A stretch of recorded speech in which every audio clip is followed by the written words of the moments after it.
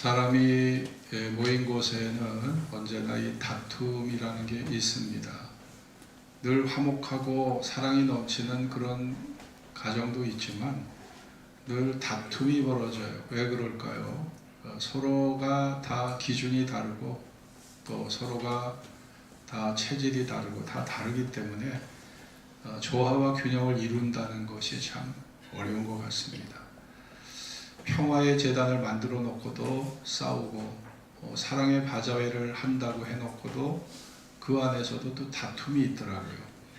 교회 이름을 보면 뭐 평화교회, 뭐 평안교회, 화목교회, 연합교회 다 많은데 그러면은 화목교회는 그 안에 싸움이 없을까요? 연합교회는 하나 되어 있을까요? 그렇지 않아요. 그 안에도 또 다툼이 있죠.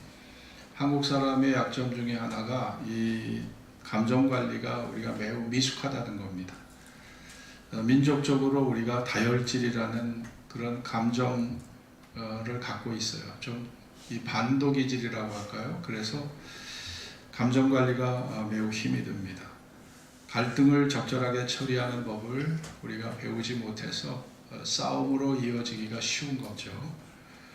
운전하다가 국도에서 고속도로에서 차를 세우고 싸우는 나라는 아마 대한민국밖에 없을 거예요. 예? 그 차에서 내려 싸우잖아요. 그 얼마나 위험한 짓이에요. 싸우다가 뒷차에 정말 치받쳐서 죽는 경우도 있어요. 그런 아주 자살의 일을 하는 경우가 있잖아요. 근데 아시아, 동남아시아에 가도 이 차에서 내려서 싸우는 경우는 거의 없답니다. 그 경적도 잘 안 울리고 그런데요. 근데 우리나라가 좀 유독 심하죠. 우리는 좁은 땅덩어리에서 살면서 정말 아둥바둥 살아왔고 또 이 나라도 남북으로 분단이 되어 있어요.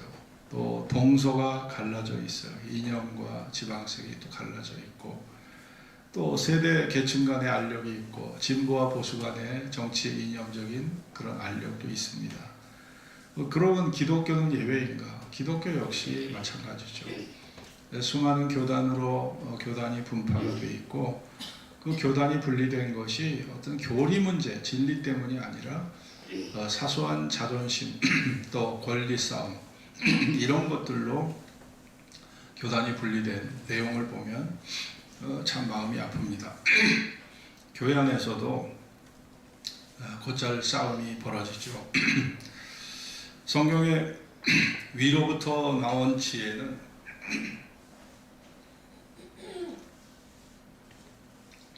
순결하고 정결해서 다툼이 없고 화평을 추구해서 의의 열매를 거둔다고 되어 있지만 땅에서 난 지혜는 세상적이고 정욕적이고 마귀적이라 결과가 결국 다툼의 열매를 맺는다는 거죠. 그래서 오늘 이 본문에 보면은 이 야고보 당시에도 이런 싸움이 잦았던 것 같습니다. 뜨거운 물 좀 갖다 줘. 뜨거운 물. 1절을 같이 읽어볼까요? 너희 중에 시작.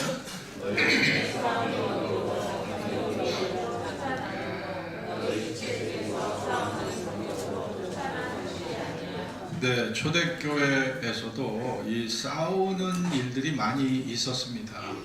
예루살렘 교회도 역시 그랬습니다. 또 에베소 교회도 싸우고 있었고요. 빌립보 교회도 유오디아와 순두계가 싸우고 있었고 또 고린도 교회는 아볼로파, 게바파, 바울파, 그리스도파로 사분화돼서 고린도 교회도 싸우고 있었고 교회 내분이 해결이 안 되니까 사회법정까지 가서 싸웠던 거예요. 이 고린도 교회의 모습인데요. 여러분 정말 예수님이 제자들을 그렇게 애지중지 가르치시고 훈련을 하심에도 불구하고 아직 제자들끼리 누가 더 높으냐 그것 때문에 제자들도 싸웠습니다. 누가 높으냐, 누가 높은 자리에 앉을 것이냐 그것 때문에 서로 시기하고 싸웠잖아요. 그래서 요한복음 17장에 보면 예수님이 하나 되게 하옵소서. 하나 되게, 저들이 하나 되게 해달라. 우리가 하나 된 것처럼 저들도 하나 되게 해달라. 여러분, 우리 남북이 하나 되는 거 생각해 보세요. 지금 시점으로는 거의 불가능합니다. 남북이 하나 된다? 거의 불가능해요. 예? 해방 이후에 벌써 70여 년 동안 갈라서 있는데 이제 거의 불가능해요. 보수 진보 하나 될 수 있나요? 거의 불가능해요. 거의 불가능해요. 정말 이 세상에는요, 이 갈등과 대립이 꽉 차 있어요. 꽉 차 있어요. 이거 어디서부터 이거를 봉합을 해야 좋을지 참 인간적으로는 불가능하다는 생각밖에 할 수가 없습니다.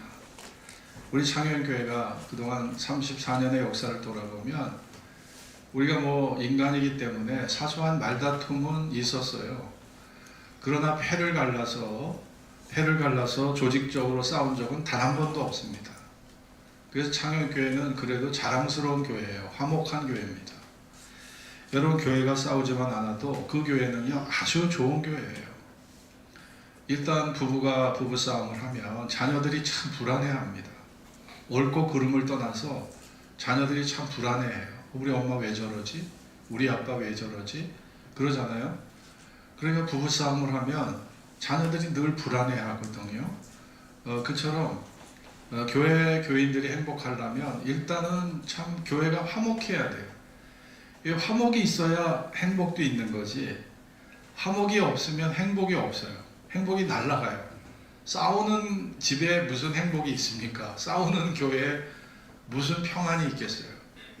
그러니까 일단은 화목해야 행복도 있고 화목해야 사랑도 있는 거지, 이게 싸우고 맨날 정말 티격태격 하다 보면 늘 마음이 불안한 거죠. 교회가 믿음의 사람들이 싸웠다는 것은요, 하나님께서 교회의 현실을 정직하게 드러내신 겁니다. 감추려 하지 않으셨어요. 그래서 교회가 싸운다는 것은 어떻게 보면 인간이 성장 과정에서 어떻게 보면 필요한 과정일 수도 있습니다.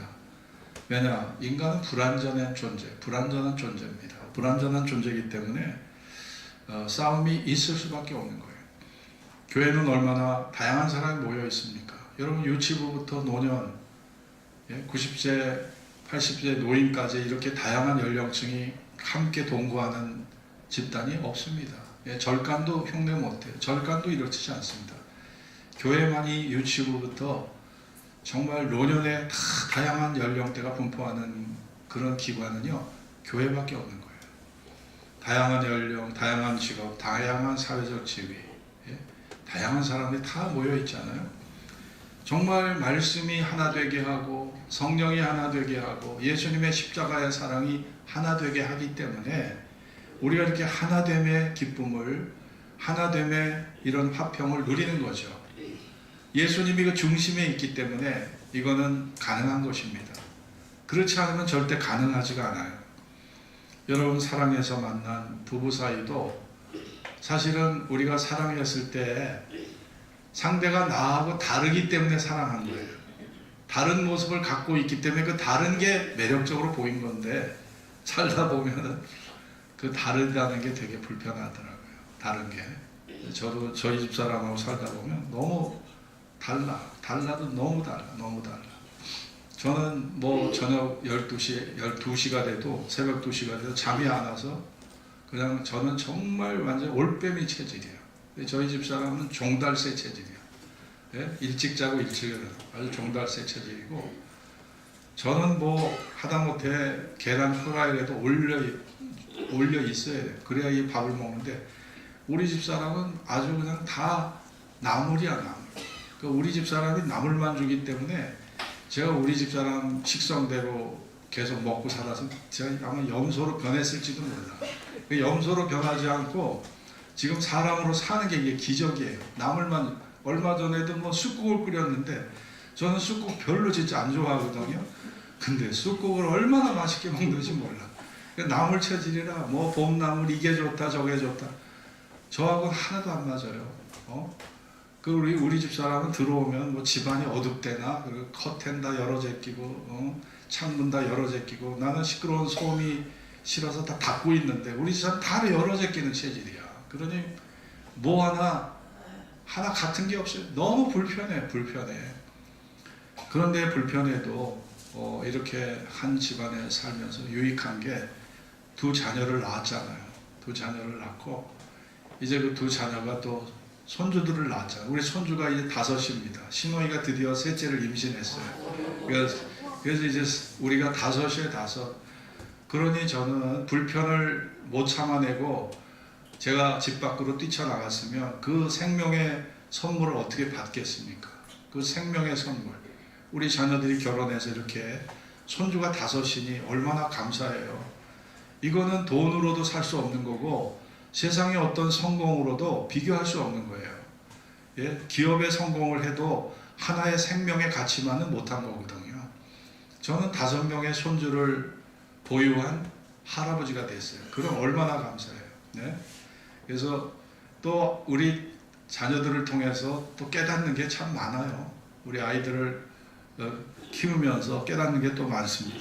여러분, 우리가 사실 서로 연합을 하고 화목화, 조율을 우리가 조화를 이루려면 제일 중요한 게 저는 이 다양성을 인정하는 것이라고 생각합니다. 다양성을 인정하고 나와 다른 것에 우리가 관용하는 마음이 있어야 된다고 생각을 해요. 남자와 여자는요 그냥 평행선이에요. 같아질 수가 없어요. 남자가 여자를요 100% 절대 이해 못합니다. 여자가 남자를요 100% 절대 이해 못해요. 그래서 제가 한 일주일만 내가 여자가 돼보고 저희 집사람은 일주일만 남자가 돼보고 그래서 남자의 체험, 여자의 체험을 갖고 있으면 아마 대화가 쉽게 되고 소통이 쉽게 될 거예요. 근데 그거는 불가능한 일이잖아요. 어떻게 제가 여자가 되겠어요? 또 어떻게 여자가 남자가 되겠습니까? 그러니까 그 평행선은 어쩔 수가 없는 거예요. 서로 조금씩 양보하고 또 조금씩 더 배려하고 그렇게 해서 노력하는 방법밖에 없는 거죠. 자, 오늘 이 본문에 보면 1절에 보면 싸움과 다툼이 나온다. 싸움. 이 싸움이라는 게 헬라어 원문에 보면 이게 싸움이요 치고받고 막 육체적으로 다투는 건데 이거 보면은 매우 폭력적인 단어입니다. 이게 머리끄댕이 붙잡고 막 싸우는 거예요. 땅바닥에 뒹굴고. 그러니까 이 당시 초대교회가 막 머리끄댕이 붙잡고 막 땅바닥에 뒹굴고 멱살 잡고 뺨따기 때리고 주먹질하고 이렇게 싸웠다는 거예요. 그리고 다툼이라는 것은 언쟁을 말하거든요. 그러니까 싸움과 다툼이 아주 폭력적으로 교회 안에서 이런 일이 벌어졌다는 겁니다. 이거를 솔직하게 다 까발리고 있어요. 그러니까 지금 뭐 지상의 교회들도 그런 교회가 꽤 있잖아요. 이게 다 대화의 미숙으로 소통의 부재로 나오는 거죠. 부부관계의 갈등도 알고 보면 다 소통이 부족해서 나오는 거거든요. 아내가 아픈데 남편이 약을 갖다 줍니다. 여보, 이 약 먹고 이 약 먹어야 나. 안 먹으면 죽어. 그랬는데 부인이 말이죠. 앞대가리는 다 잊어버리고 뒷말, 죽어라는 말만 딱 귀에 꽂힌 거예요. 그래서 아내가 뭐라고 했겠습니까? 그래, 내가 죽으면 좋겠네? 이렇게 얘기한 거예요. 말을 그렇게 받습니다. 아니, 이 사람 내가 언제 당신 보고 죽으라고 그랬어? 그랬더니 아니, 약을 주려면 좋게 줘야지 죽으라면은 그게 좋겠어? 그럼 싸우게 되는 거죠. 자, 여러분, 우리의 마음이 서로 좋았다면 오해될 게 없어요. 근데 평소에 마음에 이렇게 좋지 않은 마음을 품고 있기 때문에 말이 곱깝게 들려요. 말 자체가 부드럽게 들리지 않는 거예요. 그러니까 뭐 평소 마음이 좋지 않은 거죠. 그러니까 거기서 오해와 대립이 생기는 겁니다. 다툼이. 여러분, 사실 교회 안에 다양한 사람들이 모여 있습니다. 삶의 배경과 경험이 다 다르고 어떤 문제를 처리하는 접근 방식 자체가 달라요. 그래서 똑같은 문제를 처리할 때도 어떤 사람은 참 꼼꼼하게 하나에서 10까지 완벽하게 처리하려고 하는 사람이 있는가 하면 또 어떤 사람은 대충 그냥 쉽게 하려고 하는 사람이 있거든요. 그러니까 기질적으로도 다르고 일 처리하는 방식도 다르고 또 모든 게 다르기 때문에 일을 처리하다 보면 거기에서 사소한 말다툼이나 사소한 의견 차이가 생길 수밖에 없는 겁니다. 사도행전에 보면 사도 바울과 바나바가 1차 전도 여행 때 마가를 데리고 갔습니다. 마가를 데리고 갔는데 이 마가가 중도에서 하차를 했어요. 너무 힘드니까 그냥 고향으로 가버린 거예요.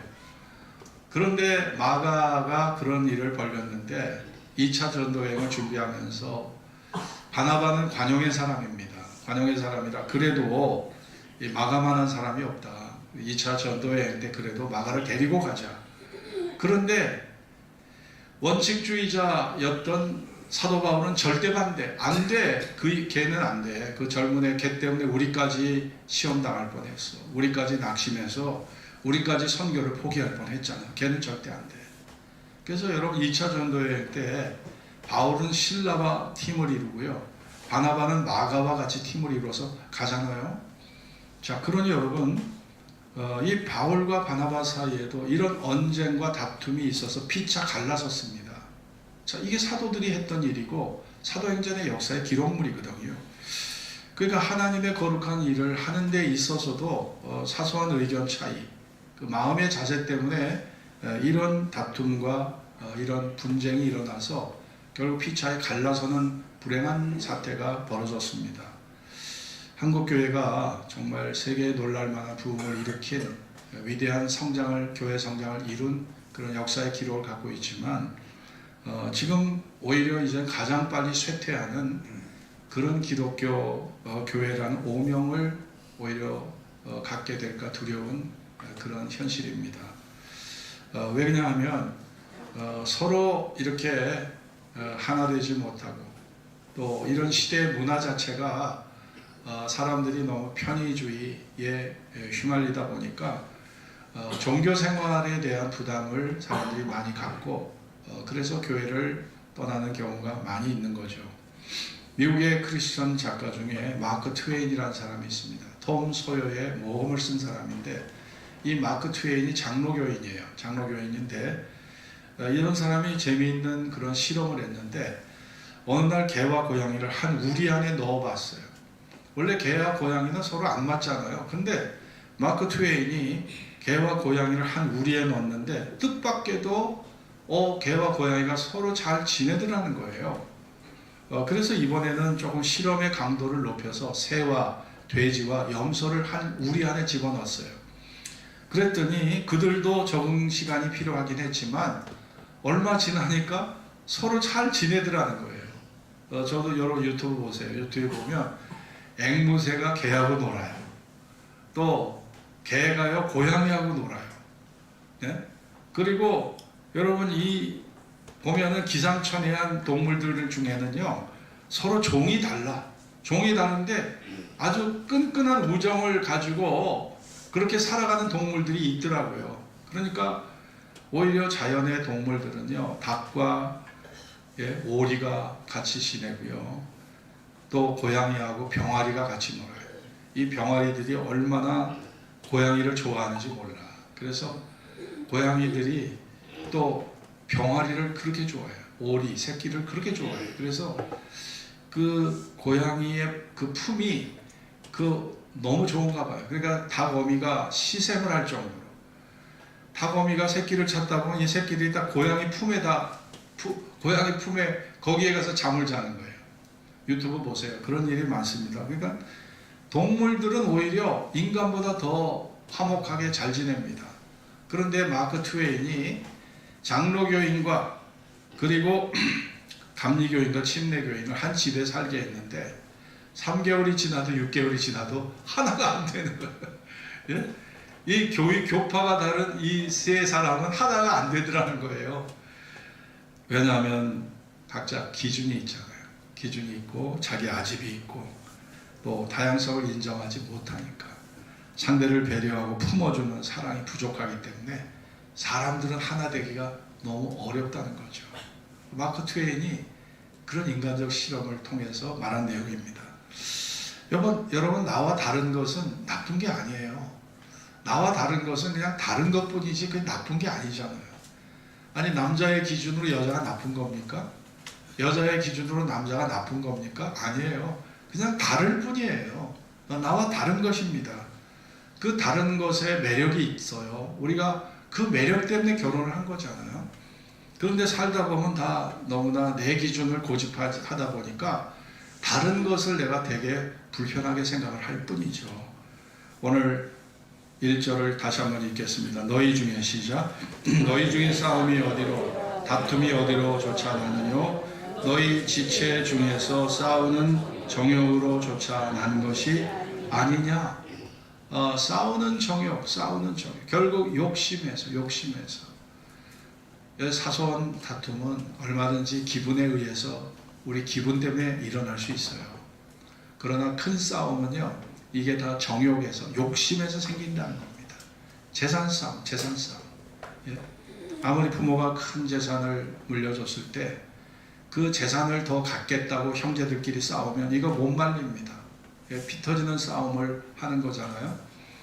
여러분, 예전에 저희 교회에서 신현주 목사를 모시고 부흥회를 했었는데 그때 나온 간증입니다. 좀 사실 꽤 좀 큰 사고인데, 그 논산에서 거대한 지주가 죽었는데 큰아들이 그 땅을, 아버지 땅을 다 먹겠다고 하니까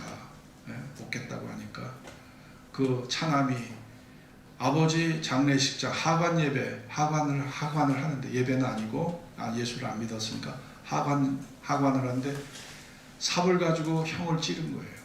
그 형이 이 머리 있는 데를 찔려가고 쓰러져 피를 토해서, 피를 흘려서 과다출혈로 형이 죽어갑니다. 그리고 그 둘째는요, 차남은 형을 그렇게 해놓고 형이 쓰러지는 걸 보고 차를 타고 급하게 가다가 저수지에 빠져서 부부가 거기서 동시에 죽었대요. 그 아버지가 재산을 물려준 거, 그 재산 다 차지하겠다고 형이 그렇게 형 동생들하고 싸우다가 3명이 죽은 거예요. 3명이. 큰아들 죽었지, 차남 죽었지, 차남의 부인 죽었지. 이거보다 더 불행한 게 어디 있겠습니까? 우리 아버님은 무일푼 하나도 물려주신 게 없어. 그래서 처음에는 우리 아버지 어쩌면 이렇게 100만 원 한 장 물려주신 게 없냐. 처음에는 되게 아쉽더라고요. 근데 인생을 살다 보니까 무일푼으로 한 푼 없이 돌아가신 우리 아버지가 너무 고마운 거예요. 그랬기 때문에 우리 7남매가 지금까지 화목하게 잘 지내고 서로 벽이 없어. 누가 더 많이 갖고 적게 갖고 이 비교의식도 없고 벽이 없어요. 그러니까 다 각자가 자수성가를 했기 때문에 서로 간에 형제들끼리 벽이 없고 거리가 없는 거예요. 저는 그게 얼마나 지금 와서 보면 감사한지 모릅니다. 여러분, 사실은 큰 싸움은 다 욕심에서 벌어집니다. 아니, 러시아가 세계에서 제일 큰 땅을 차지하고 있는데 우크라이나 먹겠다고 저렇게 도발을 해서 2년 동안 전쟁을 벌이고 있잖아요. 그러면 전쟁 벌리면 남을 죽이면 자기는 안 죽습니까?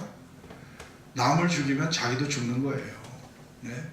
전쟁에는요, 완벽한 승리라는 게 없습니다.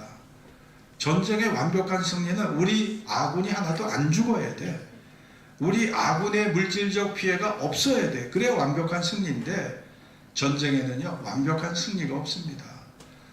상대를 죽이면 나도 죽고요, 상대를 파괴했으면 우리 국토도 파괴되는 거고, 상대를 병들게 했으면 우리도 똑같은 입장이 되는 겁니다.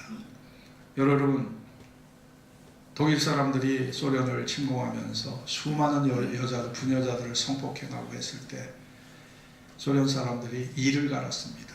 그리고 베를린으로 침공했을 때 소련 사람들이 독일 여자들을요, 부녀자들을 그렇게 약탈하고 부녀자들을 성폭행, 10만 명의 성폭행을 당하고 그 중에 대다수가 자결을 했어요. 이게 그만큼 자기가 준 대로 받은 거예요. 독일 사람들이 준 대로 받은 겁니다. 이게 전쟁이라는 거예요. 이 전쟁의 진실입니다.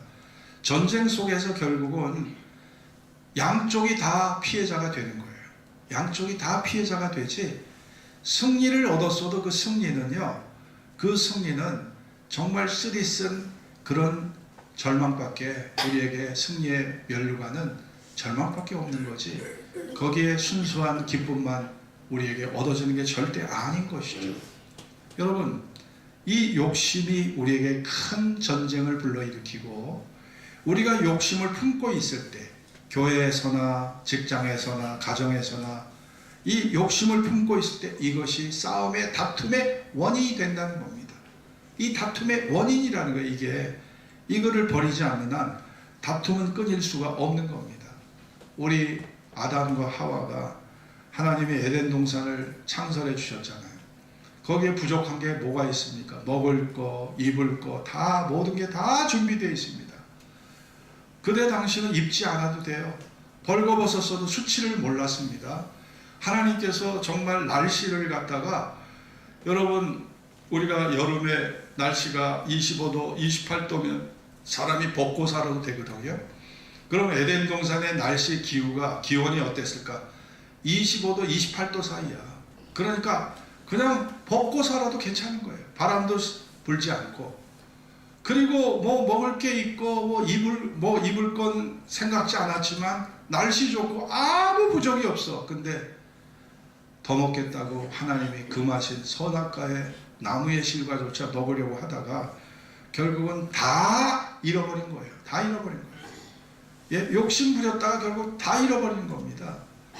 우리가 욕심을 부리면, 욕심이 너무 과하면 있던 것까지 다 뺏기는 거예요.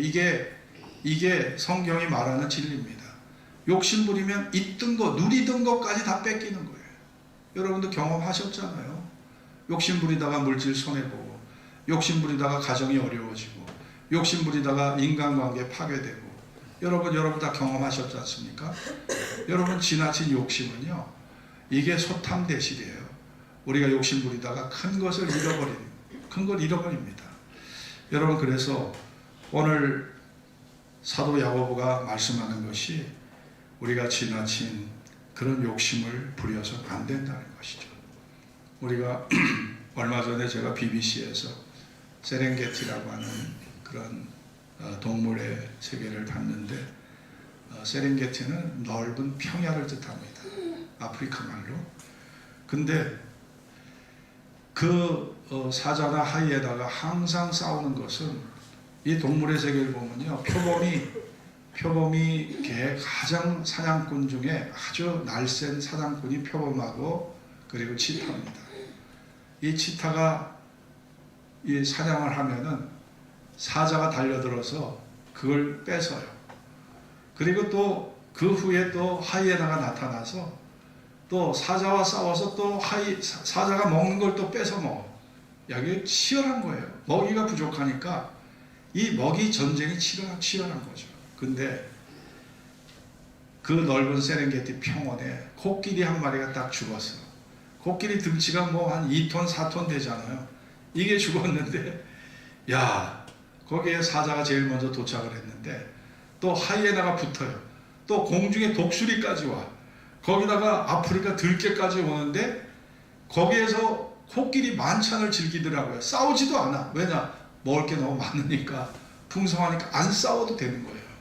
자, 여러분, 식수로는 많은데 먹을 게 밥 한 그릇 갖고 있으니까 이거 갖고 싸우는 건데, 동물들조차 먹을 게 넉넉하니까 안 싸우더라고요. 그거 보고 놀랬어요. 그러니까 동물들은 본능에 의해서 싸우는 건데, 본능에 의해서 싸우는 거고, 먹지 않으면 굶어 죽잖아요. 젖을 먹여야 되는 어미들은 그 먹지 않을 수가 없는 거예요. 그러니까 자기보다 동물들, 자기 새끼들을 살리기 위해서 사냥을 하는 거거든요. 그러니까 어쩔 수 없이 싸우는 거예요. 근데 먹을 게 많으니까 싸우지를 않더라고요. 그런데 인간은 어떻습니까? 인간은 더 갖겠다고 싸우는 거예요. 우리가 알고 보면 더 하다가 싸우는 거예요. 더 하다가. 그러니 우리가 동물의 삶보다 참 인간의 삶이 대단히 치졸하죠. 이걸 보면서 참 모든 게 욕심이 원인이다, 이런 생각을 하게 됩니다.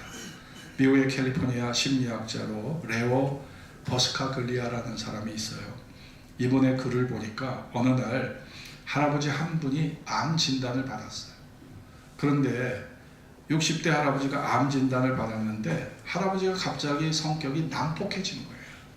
그러니까 자포자기에 빠지고 내가 왜 이런 병에 걸려야 되느냐, 자기에 대해서 분노하고 인생에 분노하고 아마 하나님에 대해서 분노했을 거예요. 왜 내가 이런 병에 걸려야 되는지.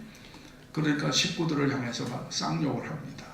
쌍욕을 하고 주변에 오지를 않게 하는 거예요. 쌍욕을 하고 간호원과 의사들조차 이 사람이 이 할아버지를 치료하기가 어려운 거예요. 포악해져서. 야, 이 사람을 도대체 어떻게 대해야 좋을지 의료진도 난감합니다.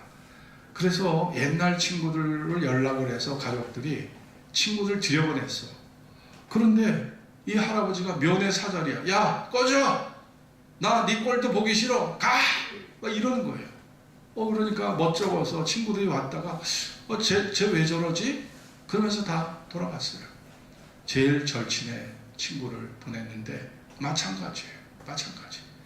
그래서 이번에는 그분이 예전에 다녔던 교회 목사님을 초청했어요. 목사님, 우리 남편이 이렇게 암 진단을 받고 저렇게 포악해졌는데 목사님 꼭 한번 신방을 부탁드립니다.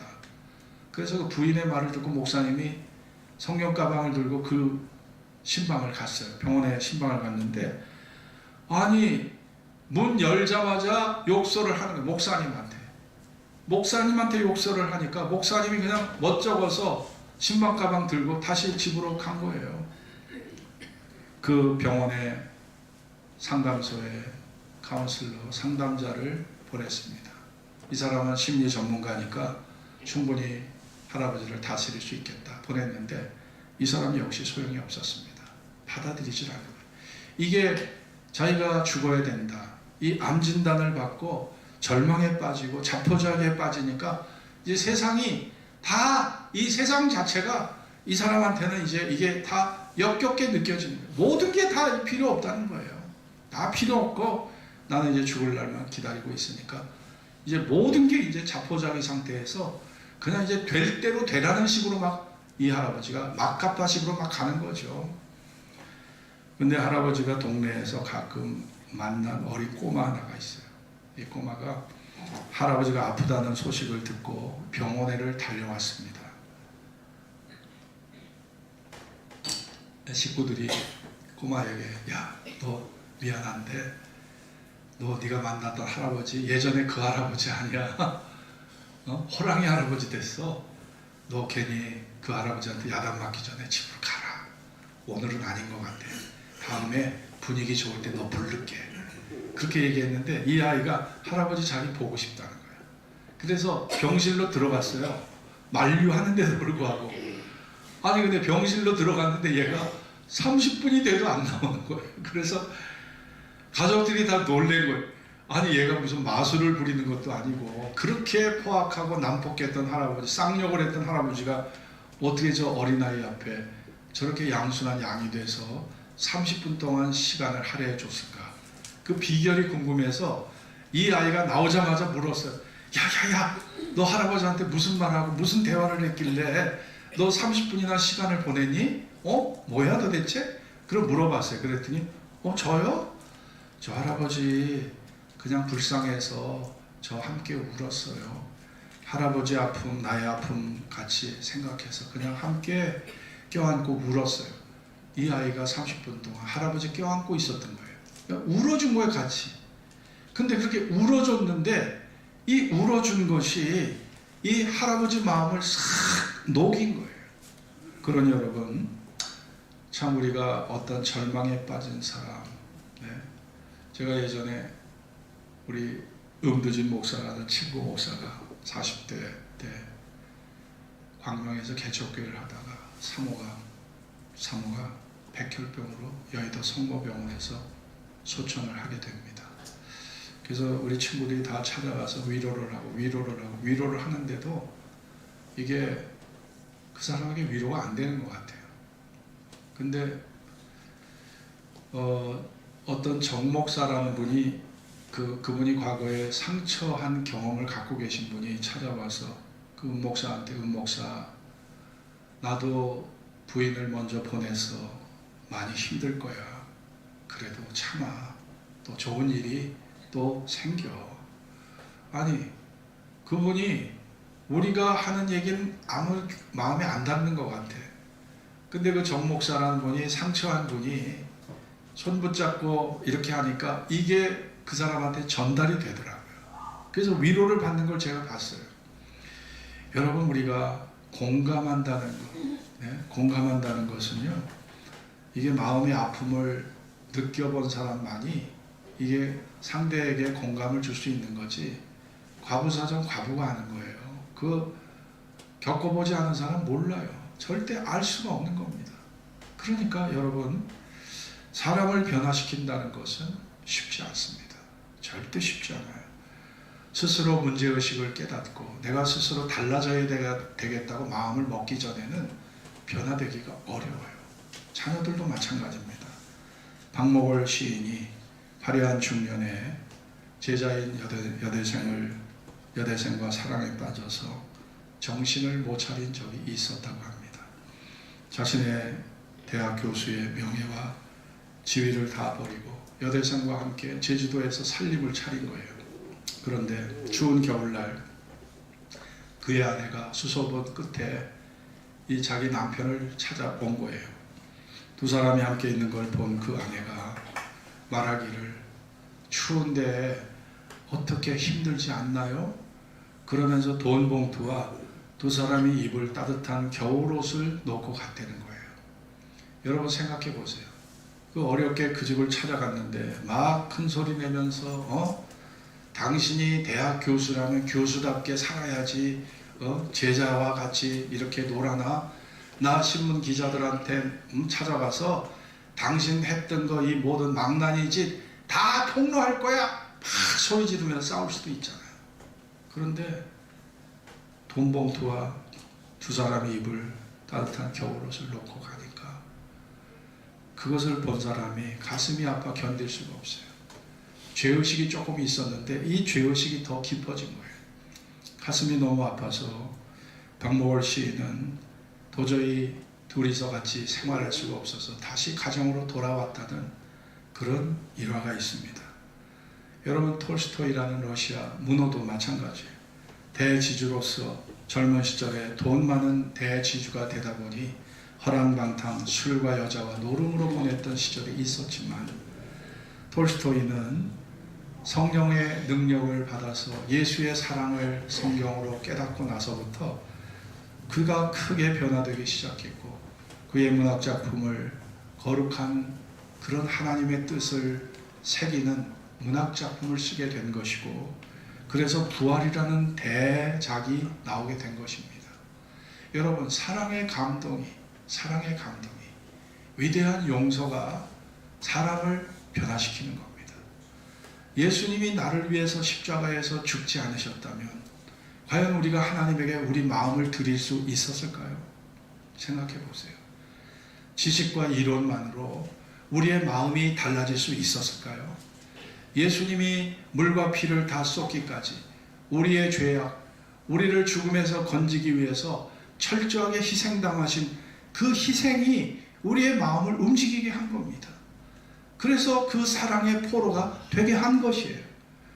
여러분, 그 어떤 화려한 이론도 사람을 변화시킬 수 없는 겁니다.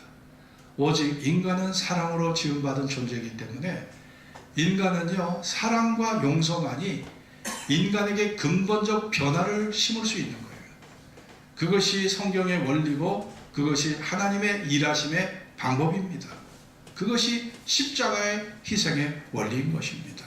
창세기 13장에 보면 아브라함과 조카 롯이 서로 목초지 문제로 다툼을 벌립니다. 더 좋은 초목을 얻기 위해서 양을 치고 염소를 쳐야 되니까 목초지가 중요하죠. 목동들한테는. 서로 싸운 거예요. 더 좋은 거 갖겠다고. 그랬을 때 아브라함이, 야, 너 조카 일로 와봐라. 내가 너 핏덩이 데려다가 지금까지 키워왔는데 네가 나를 큰아버지라고 생각한다면 너 이럴 수 있냐? 이러면 안 되지. 그러면서 막 야단치면서 굴복하라고 했을 거예요. 근데 아브라함은 그렇게 하지 않았습니다. 네가 우하면, 네가 우편을 택하면 내가 좌편을 택할 것이고, 네가 좌편을 택하면 내가 우편을 택할 거니까 네가 선택해라. 아니, 조카에게 양보를 했어요. 조카에게 우선권을 준 거죠. 여러분, 그랬을 때 아브라함이 거지가 됐나요? 아브라함이 망했습니까? 실패자가 됐나요? 아닙니다. 오히려 좋은 목초지를 찾아 소돔까지 갔던 그 롯은요, 그돌라오멜 동맹군이 소돔과 고모라를 쳐들어왔을 때 포로가 돼서 모든 재산 다 날리고 포로가 돼서 겨우 목숨을 아브라함을 통해서 건진 그런 사람이 됐지만, 아브라함은 하나님께서 가나안 땅에 정착하게 하시고 그 자손을 통해서 12지파를 이루게 하시고 그 유다 자손을 통해서 메시아 예수 그리스도가 이 땅에 오게 하시는 위대한 복음의 위대한 구원의 역사를 아브라함을 통해서 이루어 주신 겁니다. 여러분, 우리가 너무 세상에 욕심으로 물질을 빼앗겠다, 물질을 차지하겠다, 남보다 앞서겠다는 그런 마음을 너무 갖기보다 우리가 하나님에게 복을 구하고 그 하나님에게 받은 복이야말로 하나님께서 복을 주셔도 근심을 겸하지 않은 복을 주셔야 이게 참 복이 되는 거예요. 여러분, 물질을 구하는데 물질에 근심이 따라오면, 물질이 근심이 비례해서 따라오면 그 물질은 나에게 짐이 될 수 있어요.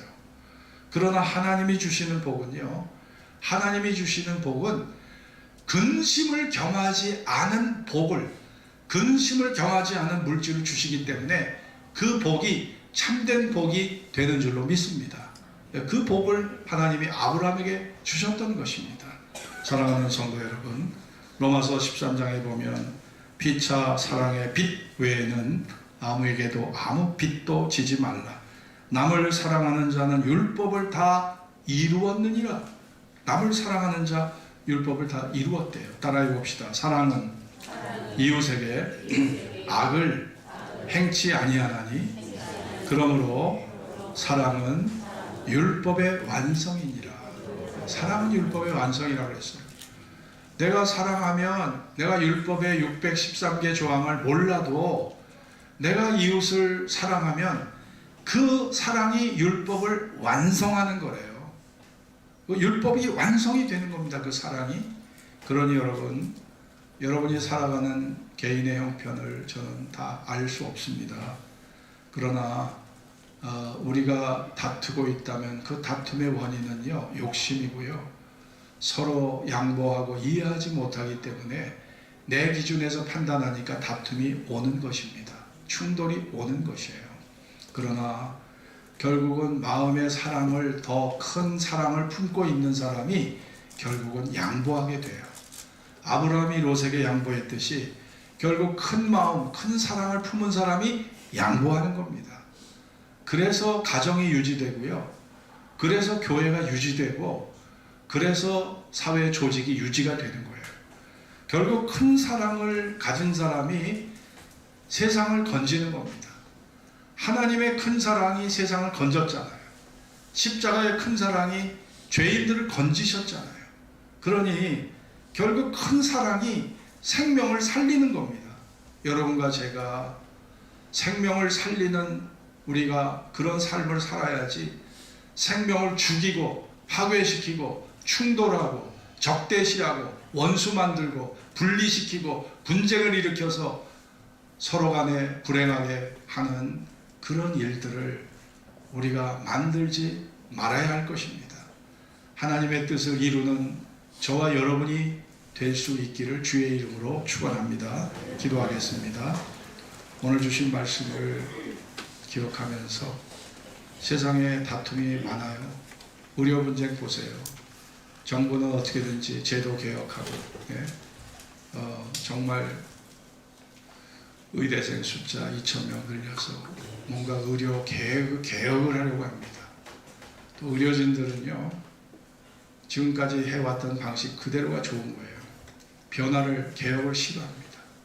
이 서로 간의 강대강, 아주 극단의 대치를 하고 있잖아요. 문제 해결 안 돼요. 평행선입니다. 평행선. 여러분 정말 가정에서도, 국가에서도, 기업에서도, 교회에서조차도 양보 없는 평행선은 참 불행한 거예요. 누군가가 고개를 숙이고, 누군가가 양보해주고, 누군가가 이해해주고 사랑해줄 때 거기에 비로소 거기에 합일점이 나오고 거기에 비로소 우리가 서로가 살 수 있는 화평의 길이 열리는 것입니다. 여러분에게 맺힌 것이 있다면 풀으십시오. 막힌 것이 있었다면 뚫으십시오. 남에게 잘하라고 하기 전에 내가 먼저 하셔야 합니다. 내가 먼저 양보하고 내가 먼저 낮아지고 내가 먼저 고개 숙이고 내가 먼저 희생할 때 문제 해결이 될 것입니다. 아브라함의 자세처럼 조카에게 다 양보했을 때 망하지 않았어요. 실패하지 않았습니다. 오히려 하나님이 그를 복주어 아브라함 땅에 거하게 하시고 아브라함이 가나안의 주인이 되도록 그를 지극히 높여주셨습니다. 이런 은혜가 우리에게 있어지기를 기도합시다. 다 같이 합심으로 기도하겠습니다. 할렐루야.